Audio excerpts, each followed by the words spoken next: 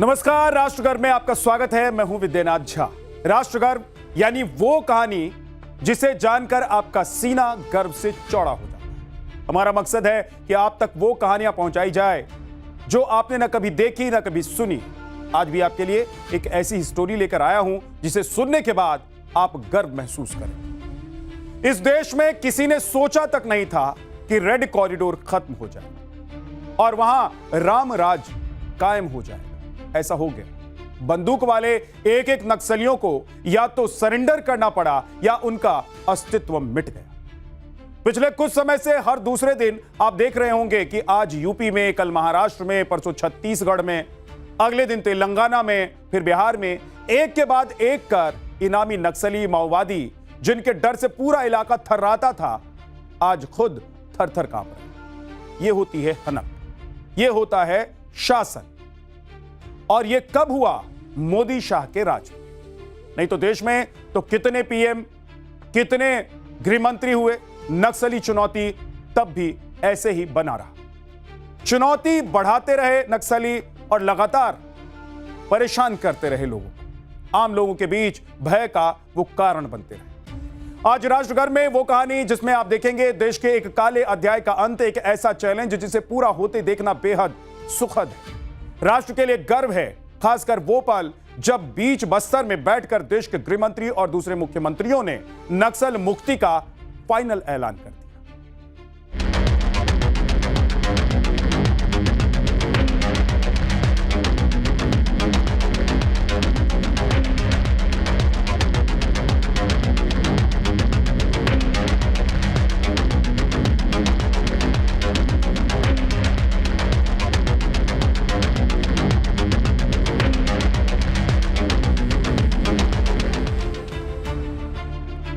अभी जो झलक आपको दिखी वो उस इलाके की है जहां कभी गोलियों की तड़तड़ाहट का खौफ बसता था। बम और बारूद का धुआं आसमान को स्याह किए हुए था। हर व्यक्ति यहां रहने वाला डर के साए में जिंदगी जीने के लिए मजबूर रहता था। अनचाहे मौत की दहलीज पर हर व्यक्ति अपने आप को खड़ा महसूस करता था। हर वक्त इस बात की आशंका रहती थी कि न जाने कब जिंदगी पर मौत हावी हो जाए। तस्वीरें छत्तीसगढ़ के बस्तर की है जो कभी नक्सल का गढ़ माना जाता था। हर कदम पर बारूदी जाले बिछे होती थी, लेकिन आप सोचिए कि किस तरीके से तस्वीर बदल गई। दुनिया का हर रंग यहां पर अब दिखाई देने लग गया। उम्मीद की नई सुबह हो रही है, नया सूर्योदय नए सपने लेकर आया है। अब दुनिया की रफ्तार से कदम मिलाने की तैयारी हो रही है, लेकिन यह इतना आसान भी नहीं है। बेशक बस्तर की तस्वीर बदल गई हो, लेकिन तकदीर बदलने के लिए मास्टर प्लान पर जोर शोर से काम चल रहा है। हमने तय किया था बंद कमरे में कि 31 मार्च 26 के पहले हम नक्सलवाद को समाप्त कर। काफी लोगों ने चेताया भी था, एक कमरे में बात भी करी थी कि यह संभव बात है, मगर हमने कार्य योजना भी बनाई, इंप्लीमेंटेशन भी किया और अगस्त आते आते इसकी सार्वजनिक घोषणा करी। और मां दंतेश्वरी की ही कृपा है कि आज हमारा नक्सल मुक्त बस्तर का दिन अंततोगतो आ ही तय बंद कमरे में किया गया था। देश को नक्सल मुक्त बनाने का सपना साकार हो चुका है। इस देश से नक्सलवाद समाप्त। कल तक सैकड़ों जिले नक्सल प्रभावित थे, लेकिन आज की तारीख में नक्सलवाद का नामो निशान खत्म हो चुका है। इन्हीं में से एक है छत्तीसगढ़ का बस्तर जिला। एक समय देश में नक्सली हिंसा का केंद्र माने जाने वाले छत्तीसगढ़, खासकर बस्तर और सुकमा जैसे इलाके, जहां आए दिन नक्सली हमलों में सुरक्षा बलों की शहादत की घटनाएं सामने आती थीं। लेकिन बारूदी सुरंगों और सुरक्षा बलों पर हमले के लिए पहचाने जाने वाला बस्तर अब तेजी से बदलती तस्वीर पेश कर रहा है।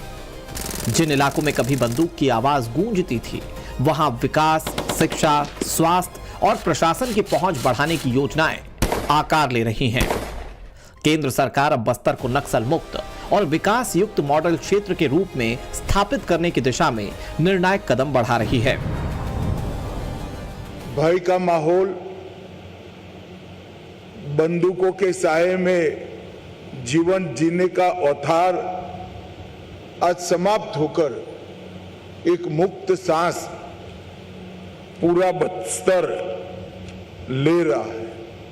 31 मार्च 2026 की जो तिथि तय हुई थी, उसके पहले देश से नक्सलवाद का संपूर्ण उन्मूलन हो चुका है।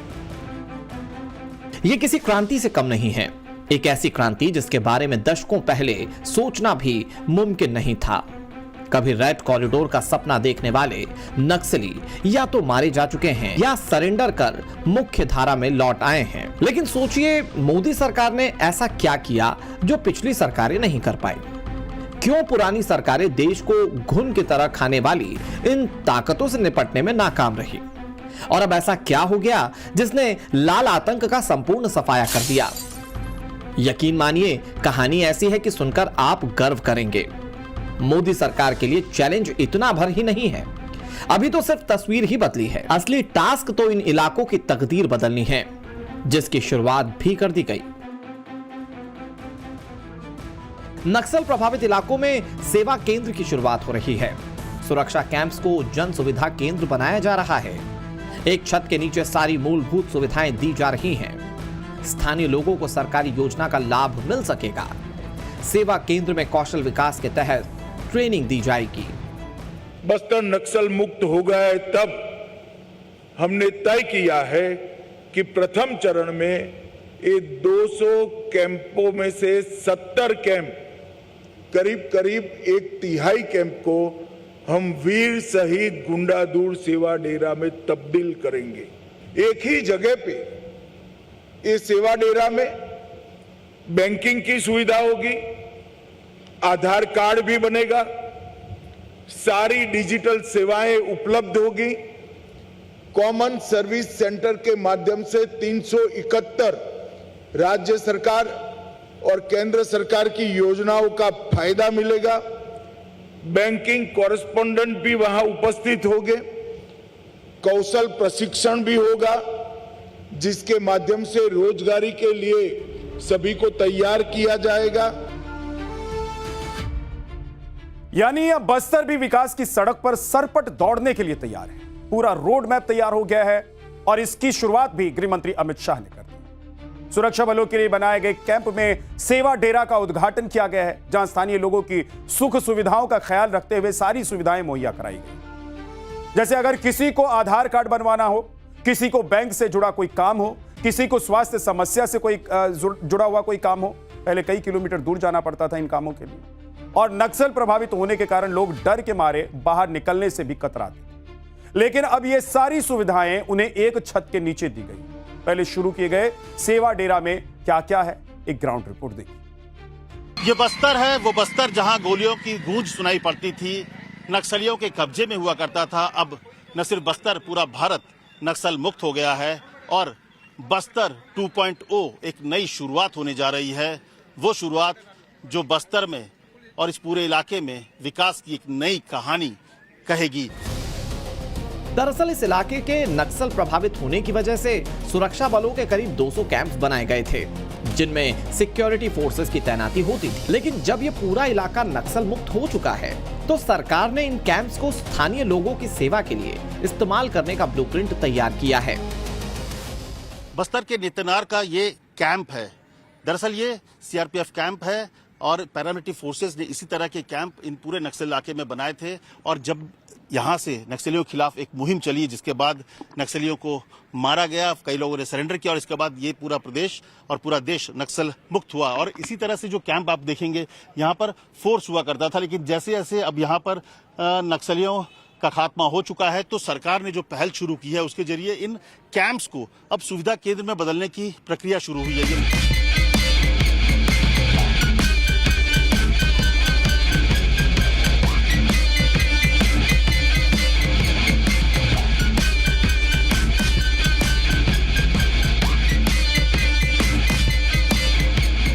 यहाँ पर क्या क्या सुविधाएं आपको मिलने वाली है जो यहाँ के ग्रामीणों को? सबसे पहले, जी हाँ, अब आपको दिखाऊंगा। यहाँ पर देखिए, जब यहाँ के लोगों को सबसे बेसिक चीज़ों की जो सुविधाएं जो होती थी उससे अब वंचित थे। अब यहाँ पर ये जो सुविधा केंद्र में आधार सेंटर भी बना है। ये शुरुआत होने से आसपास के ग्रामीण में एक नया उत्साह है, जोश है, क्योंकि ये जो बुनियादी सुविधाएं हैं, छोटी छोटी सुविधाओं के लिए बहुत दूर जाना पड़ता था। 10, 15, 20 किलोमीटर का ट्रेवल करते थे, साधन भी नहीं होता है कई लोगों के पास।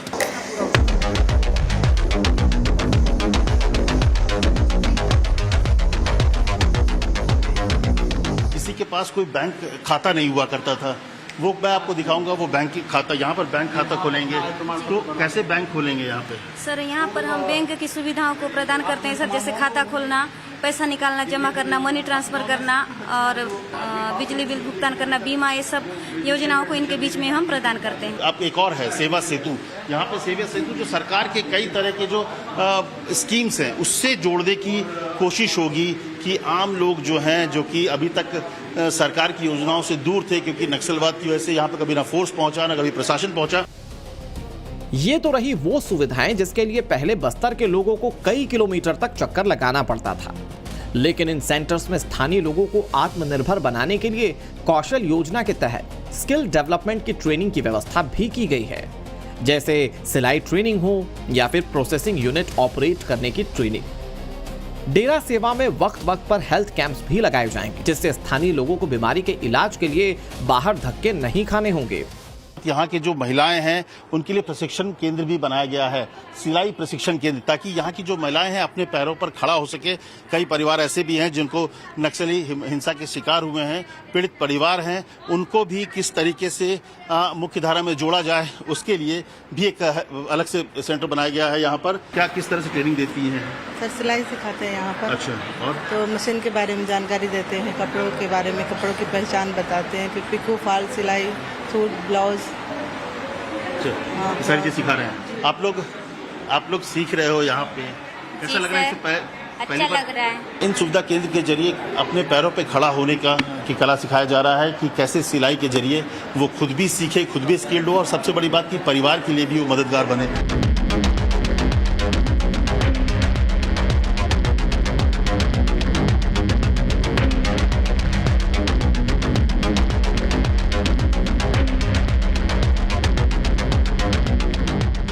बस्तर के इस विकास में आम लोगों को जन सुविधा केंद्र के साथ साथ स्वास्थ्य लाभ भी कैसे मिले उसकी भी पूरी तैयारी की गई है। और इसीलिए जो जन सुविधा केंद्र के साथ ही जो कैंप है उसके आसपास आप देखिए यहाँ पर कैसे लोगों के पास जो सुविधा है, स्वास्थ्य सुविधा, वो पहुंचे, उसकी व्यवस्था की गई है। डॉक्टर साहब, एक चीज बताइए, किस तरह के पेशेंट यहाँ पर ज्यादातर आ रहे हैं? यहाँ पे वीकनेस, कमजोरी के ज्यादा पेशेंट हैं, और जो है तो आर्थराइटिस के हैं, गठियाबात के हैं, त्वक रोग है, त्वचा, मलेरिया भी होते हैं। मलेरिया तो है ही, कॉमन डिसीज है यहाँ मलेरिया। ये तो नक्सलवाद पर विजय की पूरी कहानी थी, लेकिन इस सफर को तय करना इतना आसान भी नहीं। सरकार का प्रण और सुरक्षा बलों के दृढ़ निश्चय के परिणाम स्वरूप ही यह सब कुछ हासिल हो गया। इसमें अगर मोदी सरकार के प्रयासों का जिक्र ना हो तो बेईमानी हो। केंद्र में जब पहली बार 2014 में नरेंद्र मोदी की सरकार बनी थी, तब देश भर में 126 जिले नक्सल प्रभावित हुआ करते थे, जो 2025 में घटकर सिर्फ 11 रह गए, जबकि सबसे ज्यादा प्रभावित जिलों की संख्या 36 से घटकर महज 3 रह गई। सिर्फ साल 2025 में ही 317 नक्सलियों को मार गिराया गया, जबकि 800 से ज्यादा गिरफ्तार कर लिए और 2000 से ज्यादा नक्सलियों ने सरेंडर कर दिया। इस देश में नक्सलवाद की एक लंबी, खौफनाक और दर्दनाक कहानी रही है, एक दास्तान रही है दशकों तक। 17 और 18 नवंबर की दरमियानी रात का किस्सा है, जब इलाके में नक्सली कमांडर के छिपे होने की खबर के बाद सुरक्षा बलों ने आंध्र प्रदेश और छत्तीसगढ़ की सीमा पर बड़े ऑपरेशन को अंजाम दिया। रात भर गोलियों की आवाज गूंजती रही और जब बारूद बरसना बंद हुआ तो 1 करोड़ का इनामी नक्सली कमांडर माडवी हिडमा मारा जा चुका था। मुठभेड़ में हिडमा के साथ उसकी पत्नी राजे और राजक्का भी मारी गई। हिडमा नक्सलियों का बटालियन नंबर 1 का चीफ था। बटालियन 1 सबसे घातक माओवादी अटैक यूनिट मानी जाती है। माडवी हिडमा का मारा जाना नक्सलवाद के खिलाफ एक निर्णायक जीत थी। हिडमा न सिर्फ बड़े हमलों का मास्टरमाइंड रहा है, बल्कि वो जंगल की लड़ाई में अब तक का एक खूंखार शिकारी साबित होता आया था। कहा जाता है कि हिडमा जंगल की भौगोलिक संरचना को रेत की तरह पढ़ लेता था। वो दंडकारण्य क्षेत्र के घने जंगलों में रहता था और उसे अबूझमाड़ और सुकमा बीजापुर के जंगल वाले इलाके के चप्पे चप्पे की गहरी जानकारी थी। तकनीकी और गुरिल्ला टैक्टिक्स में भी वो माहिर था और फुर्ती तो इतनी थी कि 5-7 किलोमीटर का पहाड़ी रास्ता मिनटों में तय कर लिया करता था। हिडमा ऐसा दुर्दांत नक्सली था जिसने एक समय छत्तीसगढ़ कांग्रेस का समूल नाश कर दिया था, लेकिन देश की सत्ता पर दशकों तक राज करने वाली कांग्रेस नक्सलवाद का सफाया करने में नाकाम रही। यहां तक कि केंद्र में जब मोदी सरकार थी और छत्तीसगढ़ में कांग्रेस की सरकार थी, उस वक्त भी केंद्र के इस मिशन को कांग्रेस का साथ नहीं मिला।